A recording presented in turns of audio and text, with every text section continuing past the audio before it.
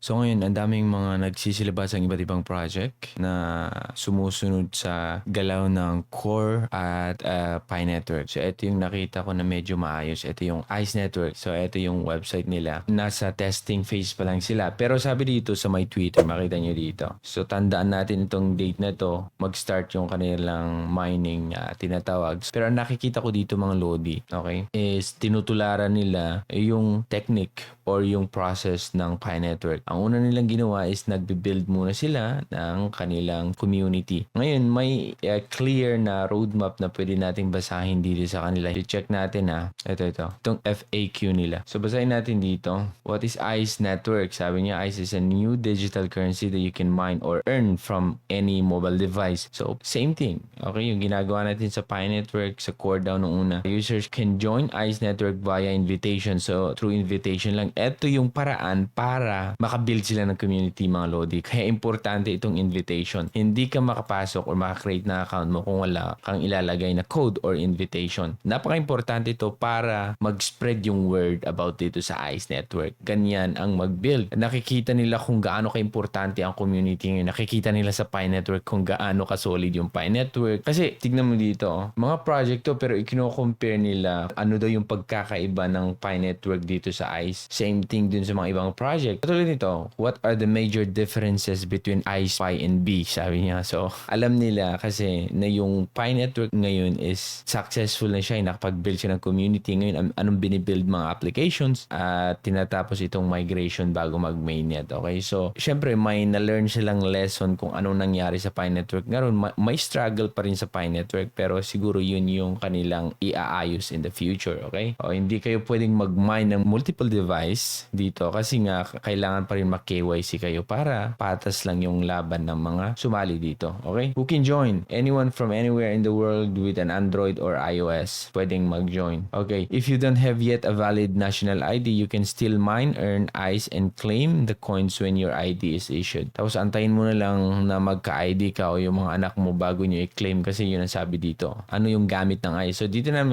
natin makikita ang phase 1 sa April 4 for 2023 saka July for 2024. Okay, so isang taon. So mag-start bukas. Kaya pala nagpapakita doon na 6 hours na lang natitira. Etong time na to, 1 year is dedicated to accumulation where the ICE members will grow their micro communities and mine earn. So 1 year lang ang naibigay para sa mga sasali para makapag-mine ng ICE coins. Okay? Na kung saan magagamit sa next phase. Sabi niya, ito na yung phase 2. So from July 4, 2024, the mainnet will be released and the members will be able to use ICE for sending, receiving, exchanging, and making payments. Alam natin, syempre, plan pa lang ito. Mga plano nila nasa phase 1, phase 2. Pero eto na, sinabi na nila kung anong mangyayari. Syempre, babanggitin din nila kung anong problema pagdating ng araw, kung kailan ba may mga delay ba, mga ganun. So, expect pa rin natin yun, okay, mga Lodi? Pero maganda dito is 1 year, sabi nila. 1 year yung accumulation dito. Pero sa time ng accumulation, meron ata silang dine-develop din ng mga applications. So, in phase 1 of our project, we will announce several use cases and decentralized application. So, merong mga application na magagamit na kung saan fully integrate nila yung ICE coin. These use cases and decentralized application will be offer real-world application for our community members and help to drive the adoption of our coins. So, good thing to kasi, di ba nung nag-start din ang Pi Network, wala man lang hanggang top lang tayo tapos yung messaging lang. Pero makita natin siguro, sabi niya dito, may mga decentralized application that we can use para makapag-drive ng adoption. So, maganda to. Ibig sabihin,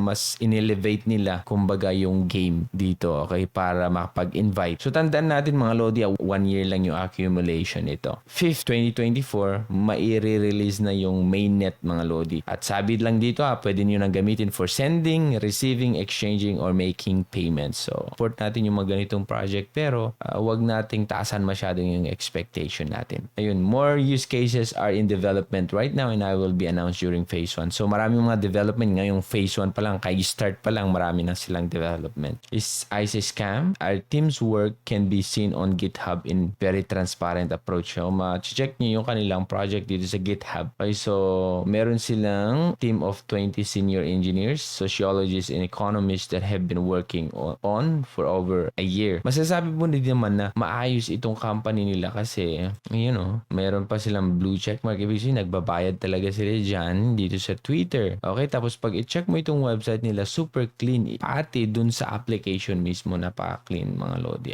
May mga video pa sila na ginagawa. So, binabayaran ng mga Lodi. Hindi din naman basta-basta gumawa ng medyo maayos na website. Okay? So, medyo maayos yung team mga Lodi. Okay? How does ICE prevent fake accounts? So, nakipartner sila dito sa AppDome na kung saan chine-check nila or protekta nila itong application ng ICE network. So, para bawal yung mga scams, okay, yung mobile fraud, security breaches, mobile malware, yung mga ganun. So, nakipartner sila sa AppDome. So, AppDome, isang third-party application na kung saan tumutulong protectionan ang mga applications from malwares or hack.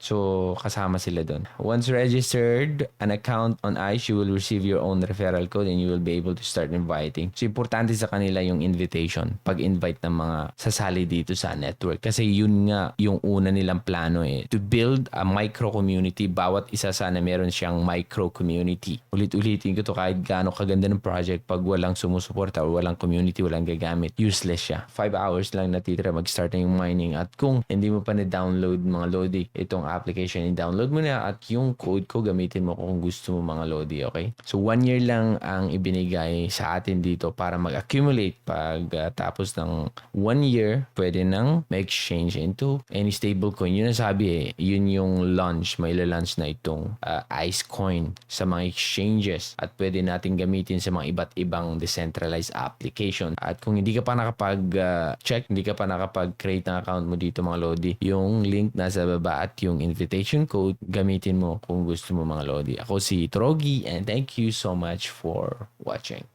Bye!